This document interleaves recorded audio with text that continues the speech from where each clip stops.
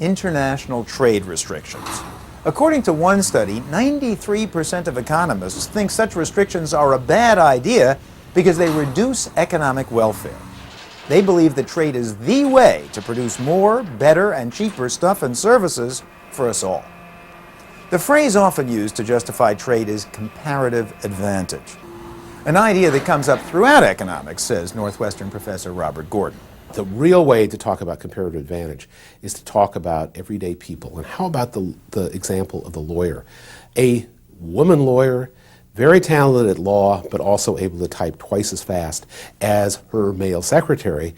And what should she do? Should she be doing the typing? No. She should be out winning trials and winning law cases, and that male secretary, plodding along at half the speed, should be doing the typing because she probably makes 10 times as much as he does. And if she's making 10 times as much, it means that to the economy, the lawyering is worth 10 times as much as the typing. The typist has a comparative advantage in typing because he can make more that way than as a lawyer, which without a law degree he can't make a dime at. The lawyer has an obvious comparative advantage in lawyering because no one will pay her that much to type. So both parties are better off by specializing and then trading the fruits of what they do. But if this is the way to go within a country's borders, why is trade consistently discouraged across borders by the various forms of what's called protectionism? Because countries all over the world are under pressure to protect their local companies and workers from foreign competition. They do so in several standard ways. By imposing quotas, a ceiling on the amount of something that can be imported from another country, or imposing tariffs, taxes on all imports coming into a country, or instituting other non-tariff barriers like subsidies to domestic industries so they can price their goods below foreign competitors. For example, the U.S. imposed tariffs on corn brooms made in Mexico to hike their price and thus discourage Americans from buying them. Why? Because the jobs of corn broom workers like those in this Alabama factory were threatened by corn broom workers in Mexico, making 1/6 what these folks were. I wouldn't wish to compete, not with the kind of wages that Mexicans are earning. A dollar, I can live off $1 an hour. The same holds true in loads of industries, from textiles to steel. Why did free trade President George W. Bush slap a 30% import tax on billions of dollars worth of steel from abroad in 2002? To protect American steelworkers, who were losing their jobs because of cheaper foreign imports. Dan D'Amico is CEO of Nucor Steel, a low-cost U.S. producer which historically opposed protectionism. But even his company had begun to feel the heat. The problem was things got to such an extreme with the flood of imports and the destruction of the pricing in the marketplace that we had no choice but to get involved. You had something like 32 companies in this country, the entire industry virtually in bankruptcy. In our reporting, we've heard the same story from industry after industry, including textiles. In the year 2001, 146,000 textile workers and apparel workers lost their jobs.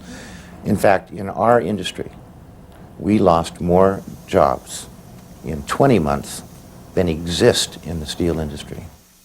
In short, protectionism prevails because of politics, despite the fact that over time, the gains from trade benefit people the world over, those who pursue their comparative advantage in rich countries and poor ones, and those everywhere who pay lower prices as a result. But it's easy to take the gains for granted. Imported goods at the mall may be a bargain, but how often do consumers thank free trade for the money they're saving, even though it saves so many consumers so much? Economist Ken Ford. They get a bigger selection, they get a lower price. Trade benefits our exporting industries, forest products, airplanes, high tech. IBM, McDonald's, Kentucky Fried Chicken, Coca-Cola. So Americans win across the board. But the losses from trade are concentrated, painful, and obvious. American workers lose their jobs. As in the steel industry, which President Bush tried to protect. But then Europe threatened to retaliate with tariffs against us. Japan and China made threats as well. Meanwhile, back in the Inferno, noted trade economist Robert Lawrence thought the U.S. tariff hikes, plus Europe's threats of counter-tariffs, might trigger a trade war, which would make us all worse off.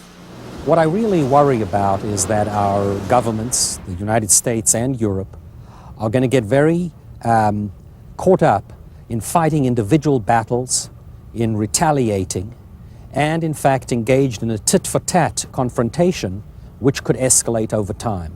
But CEO Dan D'Amico says foreign competitors have been using non-tariff barriers, like government subsidies, to engage in unfair trade with the U.S.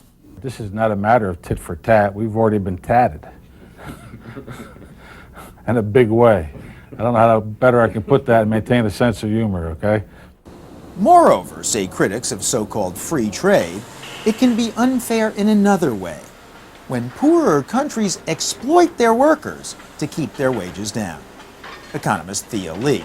Labor can be cheap because the government has made a conscious decision to deny workers the right to have a political voice, to organize unions, to bargain collectively, or they're using prison labor, forced labor, or indentured child labor on a wholesale basis, and that's wrong. So you have no problem with free trade in principle, but it should have rules to ensure basic human rights in a place like China, say, or to make sure the environment isn't ruined. Exactly.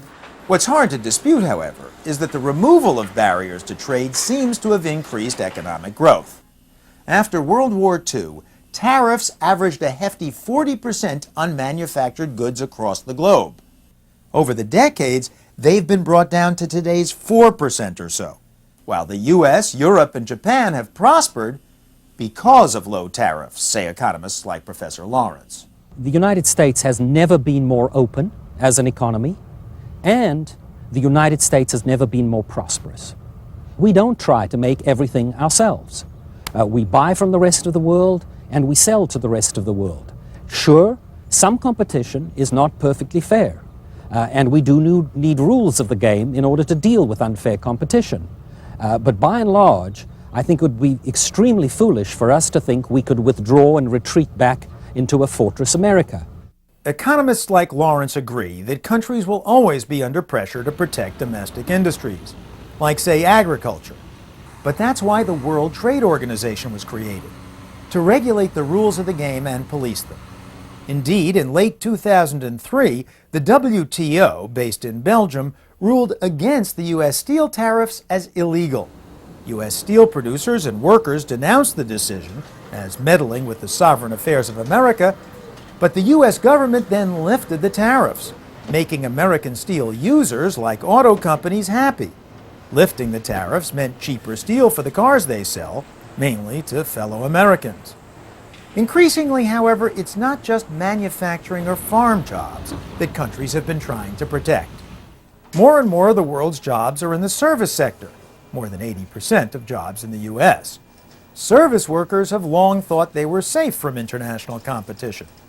A convenient case in point, my dry cleaner in Brookline, Massachusetts, to whom global competition has long been an abstraction.